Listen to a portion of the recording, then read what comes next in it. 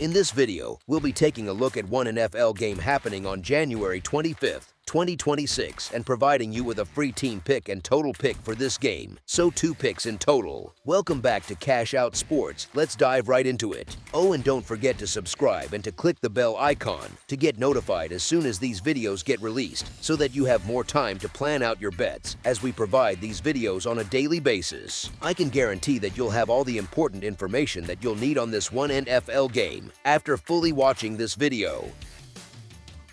One more thing before we start, if you would like to gain access to our best exclusive sports picks to take your journey to the next level, then check out our Patreon in the link down below, where we offer our best single picks, parlay picks, and much more. Now let's get started. Los Angeles Rams versus Seattle Seahawks. The Los Angeles Rams and Seattle Seahawks meet Sunday in the National Football Conference Championship at Lumen Field, and it feels like the kind of game that can swing legacies, not just seasons. We are down to the final 3 games of the NFL year, so by now you already know these rosters, these coaches, and the way these teams want to play. Seattle comes in at 14-3 this season after smashing San Francisco 41-6 in its last outing.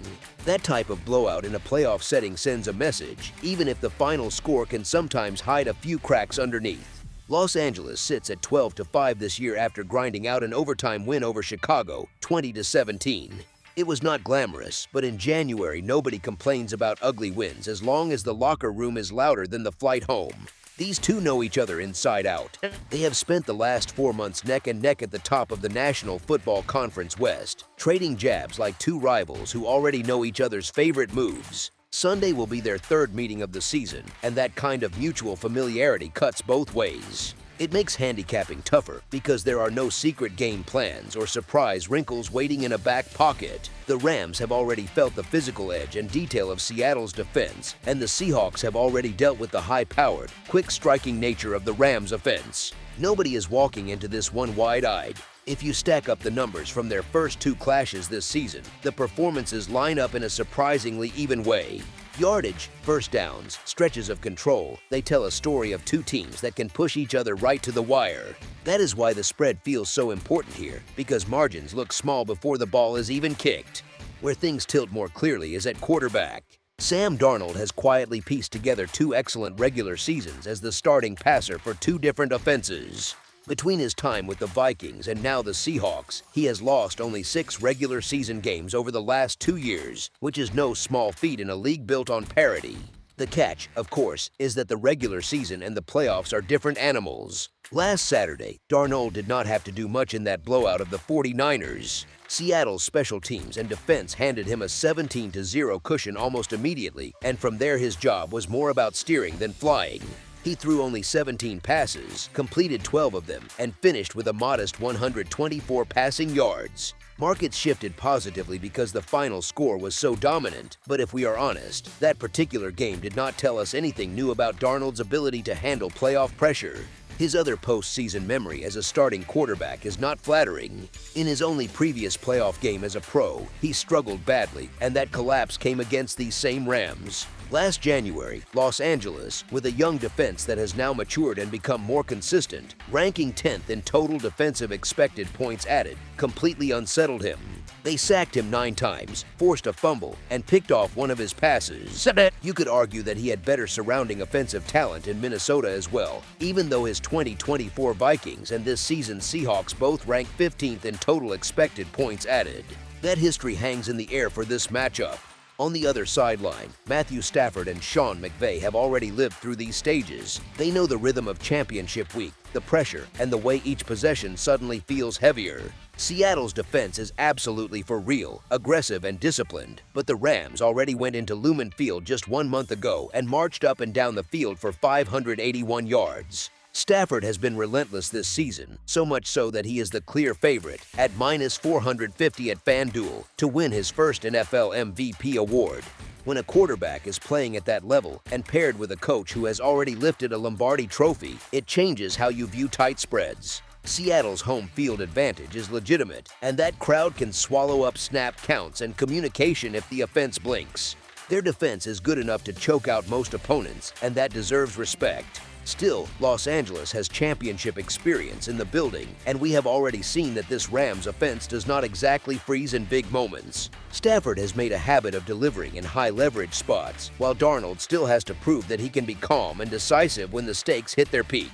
When you zoom out, there really is not a massive gulf between these two teams overall. Seattle finished the regular season with the best DVOA in the league, and Los Angeles was right behind in second. They split the season series, with the Rams losing a close one at Lumen Field and then winning by 2 points at home. Everything about this matchup hints at another tight contest, one of those games where a single drive or a single mistake tilts the whole thing. In those kinds of situations, getting plus money with the side that has the better quarterback and the better head coach becomes hard to ignore. The Rams have the signal caller with the proven playoff resume and the play caller with a ring, and they have already shown they can move the ball in this exact stadium. So with all the familiarity, all the noise, and all the tiny margins, leaning toward Los Angeles with the spread makes plenty of sense. As our first pick for this matchup, the Los Angeles Rams to cover the spread as underdogs is our full game side pick. Now, shifting away from which team covers and looking only at how many points might be scored, the conversation changes. This total is sitting at a fairly aggressive 47.5, and the way these units match up makes that number feel a bit tricky. The Rams' best group is clearly their offense, and the Seahawks' strength is clearly their defense. Most fans could answer that without even checking the stats, but it matters a lot when you are trying to judge whether this game leans higher scoring or lower scoring. Los Angeles has been one of the best offenses in the NFL all season long, with almost no drop-off. They rank second overall in total expected points added, trailing only the Patriots, who had a softer schedule. From many angles, you could argue there is no better offensive group in the league this year. In their last meeting with Seattle, the Rams rolled up those 581 yards, and that kind of production does not exactly support the idea that the Seahawks will comfortably clamp down on them this time. It also happened only 4 weeks ago, so it is not some ancient outlier. In that same game, the Rams also finished ahead in first downs, 26-22, and they were more efficient at reaching scoring territory, getting into the red zone 6 times. Seattle's defense, across the full season, has allowed fewer points than any other team, just 16.6 per game. However, against Los Angeles specifically, that tidy number gets stretched, with the Rams putting up 21 and 37 in their 2 meetings. So you have one storyline that says elite defense, and another that reminds you that this particular offense has already poked holes in that armor. On the flip side, the Seahawks defense and special teams can add points on their own or hand their offense short fields. We saw that clearly in their last game, when non-offensive contributions helped blow things wide open early. Seattle's offense leans on those big plays and sudden swings. They rank as the most explosive group in the league in terms of points per play, which means that when they do score, they often do it in chunks. Los Angeles, though, takes real pride in limiting those same explosive plays. Defensively, the Rams sit 6th overall in preventing big gains. That type of profile pulls in the opposite direction, because if Seattle is pushed into longer, methodical drives instead of quick strikes, the total number of possessions and points can naturally shrink. Even with all the noise and chaos their defense creates, the core of a Darnold-led offense has not really changed much from last season in Minnesota.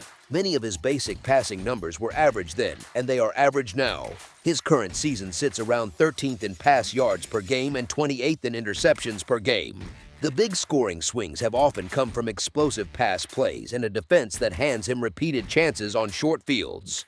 In a regular season environment, that combination created plenty of scoring opportunities, but it is reasonable to doubt that the same volume of freebies will appear here. Playoff football tends to squeeze space and time for offenses. Defenses hit harder, cover longer, and blitz more creatively. Darnold has already struggled badly against this defense twice in 2 seasons, and that pattern hints at a game where Seattle may not be racing up and down the field. At the same time, while it is fair to expect Stafford, Puka Nacua, Devontae Adams, and the rest of that Rams attack to produce, Seattle's defense is too good to simply let the same avalanche happen again. They have seen the film, felt the speed, and they know where they were burned. The ground game could also play a big role in keeping the total in check. Seattle ran the ball effectively in both regular season matchups, piling up 139 rushing yards on 35 carries in Week 11 and then 171 yards on only 25 attempts in Week 16. Those are serious numbers on the ground. Los Angeles just gave up 160 rushing yards on 39 carries to Chicago, which suggests their run defense is not exactly airtight at the moment. If Darnold is still dealing with that oblique issue on Sunday, it would make even more sense for Seattle to compress its passing game, call shorter throws, and lean heavier on the rushing attack.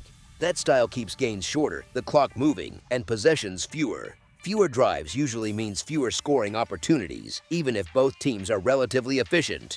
There is also the turnover angle. The Rams' offensive success in the two meetings this season was boosted by a flurry of Seahawks mistakes. Seattle turned the ball over 7 times across those games, with 6 of those miscues coming via interceptions. Turnovers at that level are high variance and incredibly hard to replicate, especially if the Seahawks come in with a game plan built around simplicity and a run-focused approach. If Seattle can stay grounded, keep the offense simple, and avoid gifting the Rams extra possessions, that plays perfectly into the identity of their defense. They can control possession, slow the tempo, and let their top-tier unit take over the rhythm of the game.